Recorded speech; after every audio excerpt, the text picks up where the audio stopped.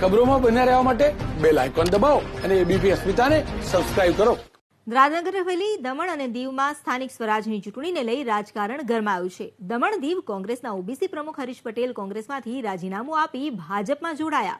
તો દાદરાનગર હવેલી જિલ્લા પંચાયતના કોંગ્રેસના સભ્ય જિગીશાબેન પટેલે પણ કેસરીયો ધારણ કર્યો. બંને નેતાઓ સાથે 200 થી વધુ સમર્થકો પણ ભાજપમાં જોડાયા. દમણ દીવના સાંસદ લાલુભાઈ પટેલ અને દાદરાનગર હવેલીના પૂર્વ સાંસદ નટુભાઈ પટેલ પણ આ કાર્યક્રમમાં હાજર રહ્યા.